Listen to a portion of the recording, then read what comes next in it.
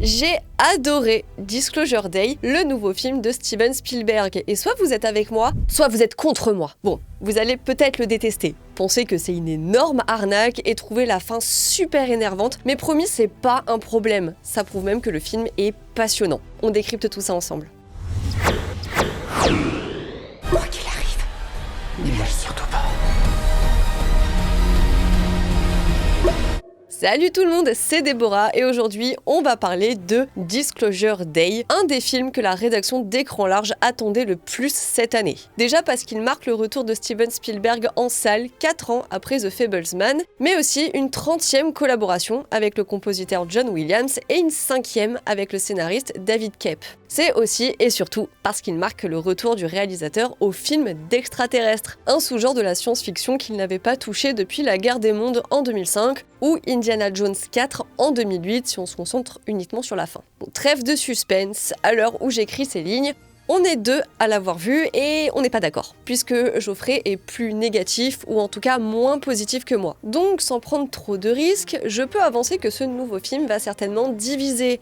Et tant mieux en fait. On s'est rappelé avec la sortie de The Mandalorian et Grogu qu'il n'y a rien de pire pour un critique ou un cinéphile qu'un film sur lequel il n'y a rien à dire, rien à débattre et qu'on commence à oublier à peine sorti de la salle. Ce n'est évidemment pas le cas de Disclosure Day dont certaines images vont me trotter en tête un bon moment et dont j'ai très envie de parler, aussi bien avec des personnes qui seront d'accord avec moi qu'avec celles qui ne le seront pas. Avant d'étoffer mon avis, il faut que je vous fasse un peu comprendre ma grille de lecture et donc que je vous fasse porter mes lunettes. On prépare un top 15 des films de Steven Spielberg sur le site, et dans le mien, on a du Jurassic Park et du E.T., ce qui n'étonnera absolument personne. Là où ça devient un peu plus original ou déviant au choix, c'est que je cite aussi AI Intelligence Artificielle, Hook et Le Terminal, donc des films qui ne font pas l'unanimité et qui vont me valoir des moqueries du reste de l'équipe pendant au moins 10 ans. Surtout pour Hook. Mais bon désolé, le Spielberg de Munich, Lincoln ou Pentagon Papers, c'est pas celui qui me passionne et me touche le plus. Moi j'aime le tonton Spielby qui ouvre son coffre à jouets, le grand enfant d'Hollywood, comme on l'a souvent caricaturé, même si je préfère le qualifier de conteur qui n'a pas peur d'exalter les émotions, de redoubler d'imagination et de rajouter du sucre sur la guimauve. C'est cette sensibilité et cet humanisme béat qu'on lui a souvent reproché qui me parle le plus, parce qu'il a cette sincérité qui ne me donne pas envie de prendre les armes. Et en plus, c'est un des producteurs du Petit Dinosaure et la Vallée des Merveilles, et c'est pas du tout hors sujet comme argument. Et puis même, je trouve ça exagéré en fait. Pour reprendre l'exemple de Hook, je vois bien plus la mélancolie du récit, notamment la résilience déchirante de Wendy, que l'excès de niaiserie dont il serait coupable. En tout cas, c'est peut-être parce que je n'ai pas de mal avec l'étalage de bons sentiments chez Spielberg que j'ai apprécié Disclosure Day, qui ne fait pourtant pas dans la subtilité. Je suis parfaitement consciente que le film tend plusieurs bâtons pour se faire battre, à commencer par son manichéisme un poil ridicule, avec les gentils courageux d'un côté, et de l'autre, les méchants corporatistes débiles habillés tout en noir qui complotent contre le monde, nous mentent, nous surveillent à notre insu et peuvent littéralement contrôler nos faits et gestes. On pourrait aussi reprocher au film un certain classicisme, des enjeux qu'on devine rapidement, notamment parce que la promo en a montré beaucoup, et des clés de compréhension qui n'ont pas tellement changé depuis 1978 et Rencontre du troisième type, le deuxième film d'Alien de Spielberg, ou le premier si on laisse de côté Firelight, son tout premier long métrage qu'il a réalisé à 17 ans pour 500 $ et qui parle d'une série d'enlèvements par des extraterrestres dans une petite ville fictive d'Arizona. Bon, je l'ai jamais vu, donc je n'en parlerai pas plus que ça, mais le découvrir c'est un de mes petits fantasmes de cinéphile et fanzous de Spielberg. Pour aborder Disclosure Day, il faut évidemment revenir sur Rencontre du troisième type, donc un des films majeurs du cinéaste, un de mes préférés aussi, qui soumettait à l'humanité l'idée d'une altérité pacifiste et bienveillante, qui tranchait avec l'image qu'on prêtait jusque-là aux aliens, qui renvoyait plutôt à une altérité dangereuse ou du moins menaçante. Il a d'ailleurs continué sur cette voie avec E.T. l'extraterrestre dans un registre plus intime et familial, et ainsi façonné un autre imaginaire, avec ces gentilles petites créatures pataudes, leurs longs membres, leurs longs doigts osseux et leurs gros yeux. Dès le début de la promotion de Disclosure Day, on pouvait deviner des similitudes entre les deux œuvres, qui forment un diptyque assez évident. Disclosure Day prolonge les questionnements de Rencontre du troisième type, et peut même servir de suite officieuse à quelques incohérences près. Emily Blunt elle-même avait dit quelques mois avant la sortie qu'on trouverait dans ce nouveau film les réponses aux questions soulevées dans celui avec Richard Dreyfuss. Personnellement, les rapprochements thématiques, les fils rouges qu'on tire et les obsessions des auteurs, ce sont mes angles d'analyse favoris. J'adore dézoomer pour voir ce qui entoure un film, quelle place il occupe dans l'industrie, comment il s'intègre ou non dans un ensemble, dans une démarche artistique ou une réflexion plus globale. Pour Disclosure Day, je vais pas parler d'œuvres testamentaires, parce que le cinéma de Spielberg est bien trop riche et varié pour être encapsulé dans un seul film et qu'on va pas enterrer le monsieur trop vite, mais il marque manifestement la fin d'un cycle sur le thème des extraterrestres. Donc ce qui me fascine, en tout cas là sur l'instant, c'est pas tellement le film en lui-même, mais plutôt la place qu'il occupe dans l'œuvre de Spielberg et sa résonance avec d'autres de ses chefs-d'œuvre. Certains auront peut-être le sentiment que Disclosure Day fait de la redite, qu'il ne réinvente pas la roue, qu'il saute des étapes et raccorde un peu grossièrement les wagons par endroits. Mais plus qu'une histoire à trous prévisible, je vois plutôt le film comme un puzzle quasiment terminé, dont on a déjà une vision d'ensemble et auquel il manque juste 2 pièces. Ces 2 pièces, ce sont les personnages d'Emily Blunt et de Josh O'Connor, et c'est Spielberg lui-même qui a commencé ce puzzle au tout début de sa carrière, dans laquelle les aliens tiennent une place toute particulière. Il ne s'en est jamais caché, les ovnis et tout ce qui se passe dans le ciel le passionnent depuis qu'il est tout gamin. On a ses réalisations, mais même côté production, il a été crédité par exemple sur les films Men in Black, Super 8 ou First Man, et sur les séries Under the Dome, Falling Skies avec Noah Wyle, Extent avec Halle Berry, la série animée Invasion America ou Disparition avec Dakota Fanning. En plus de ça, l'affaire de Roswell était en juillet 47, c'est-à-dire quelques mois après la naissance de Spielberg. Coïncidence ? Sûrement oui. À moins que... Du coup, pas besoin de repasser strictement par les mêmes étapes avec la situation de départ, l'élément déclencheur et tout le tralala. C'est comme les films de super-héros qui zappent l'origine story qu'on connaît par cœur. Le premier contact entre l'homme et les extraterrestres a déjà eu lieu. Il y a plusieurs décennies de ça, aussi bien dans la genèse du film qu'au-delà. Roy Neary est déjà monté dans le vaisseau à la fin de Rencontre du troisième type et Elliot a déjà rencontré E.T. Mais tout ça est resté assez confidentiel, à une échelle communautaire. Maintenant, c'est l'heure de la révélation au monde d'un éveil général. Et il y a un truc que je trouve pour le coup assez subtil dans l'écriture, c'est que la question n'est pas tant de savoir comment l'humanité réagira à cette annonce, mais plutôt pourquoi on imagine qu'elle y réagira forcément mal. Bon, c'est malheureusement amené dans de gros souliers avec le personnage de Jane et des dialogues très explicites, mais le film traite en réalité de notre perte de foi en l'humanité. Le sujet de la croyance, de la religion et de sa confrontation à un tout nouveau paradigme était déjà traité en pointillé dans Rencontre du troisième type, avec une forme de réconciliation à la fin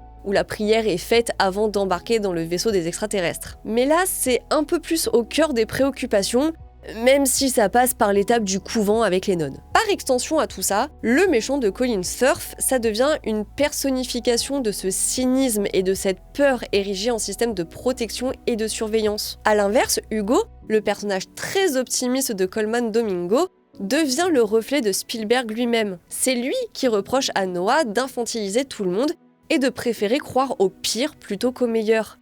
C'est lui qui tire les ficelles en coulisses, qui trouve les 2 dernières pièces du puzzle, qui recrée le passé, littéralement, pour servir de passerelle ou de relais entre le message et le monde. Il n'est pas un acteur de cette divulgation, c'est son metteur en scène. Et ce qu'il nous dit, ce n'est pas seulement qu'il ne faut pas craindre l'inconnu et que la coexistence est possible, puisqu'elle est déjà établie. C'est surtout qu'elle est nécessaire à notre évolution. Mais cette coexistence, elle est possible uniquement si on a conscience que l'autre existe. Et pour ça, il faut pouvoir communiquer. Donc, c'est pas le message qu'on connaît déjà qui importe, c'est de le transmettre. C'est ce qui fait qu'il n'y a pas tellement de mystère à percer dans ce film, pas vraiment de twist qui rebattent toutes les cartes, même si les 30-40 premières minutes démarrent comme un jeu de piste, comme si on débarquait en plein milieu d'une partie d'escape game et qu'il fallait assembler et comprendre tous les indices que les autres ont déjà trouvés. Je reste très vague pour ne pas spoiler, mais le rythme crescendo va dans ce sens.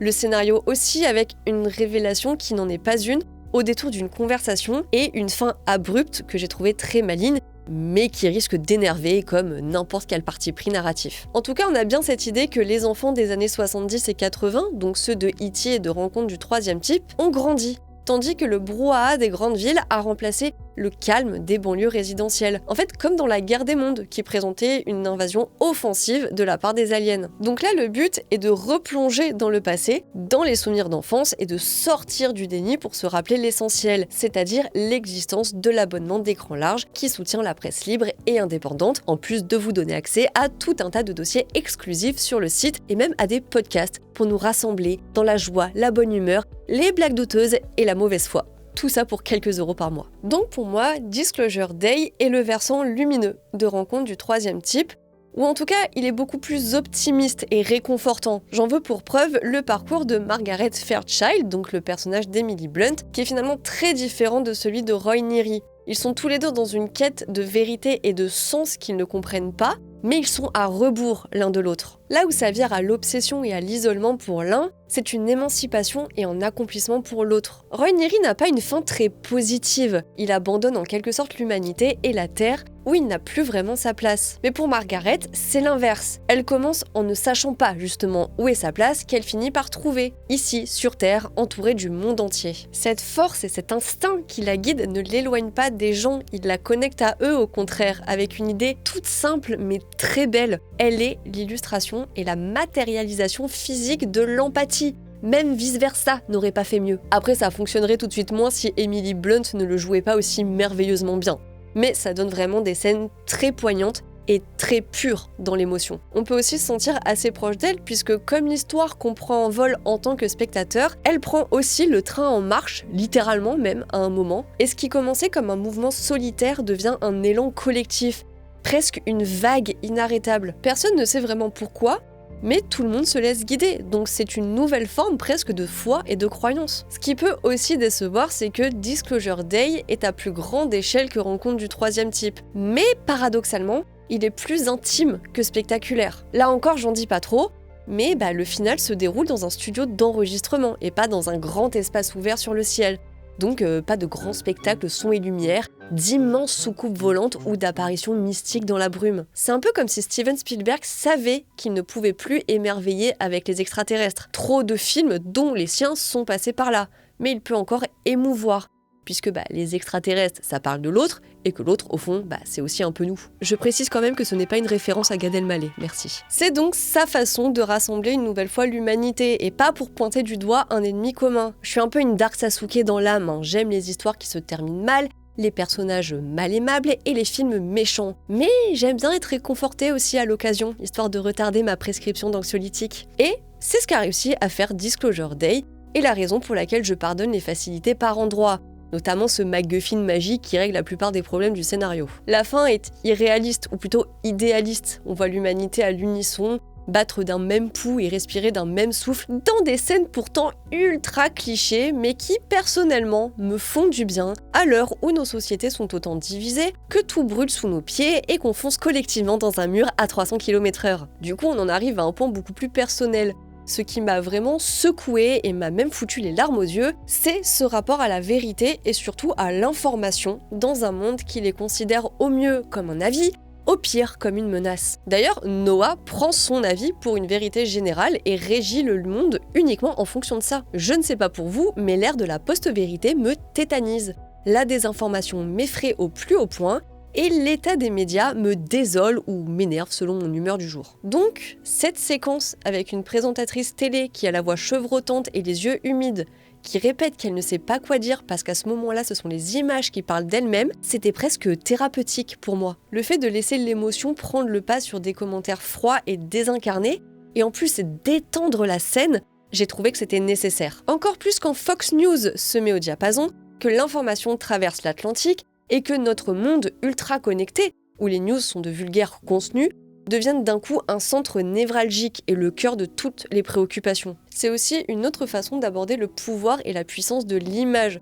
ce que Spielberg questionnait encore dans Fablesman, mais pour sa valeur artistique. Là, c'est d'un aspect purement médiatique dont on parle. Et balayer d'un revers de main la possibilité d'une manipulation par IA était là aussi très réconfortant pour mon petit cœur. Puis même, j'étais obligée d'aimer ce film. Il y a un match de catch dedans et une musique de Gwen Stefani. Donc là oui, évidemment qu'on m'a pris par les sentiments. Mais bon, si j'en suis à mentionner Gwen Stefani dans cette vidéo, c'est que je pense que c'est le moment de conclure. Évidemment, c'est une critique à chaud, Et c'est certain qu'en revoyant le film 1, 2, 3 ou 10 fois, d'autres pistes de réflexion émergeront. D'où le fait que je vous encourage à aller le voir si c'est pas déjà fait. Auquel cas, n'hésitez pas à prendre le relais dans les commentaires, à dire ce que vous avez pensé du film, quels sont vos Spielberg préférés, et si vous aussi vous chialez toutes les larmes de votre corps à la fin du terminal. Quant à moi, je vous remercie d'être resté jusqu'ici. Pour rester dans le thème, je vous recommande la vidéo de Geoffrey sur AI, intelligence artificielle.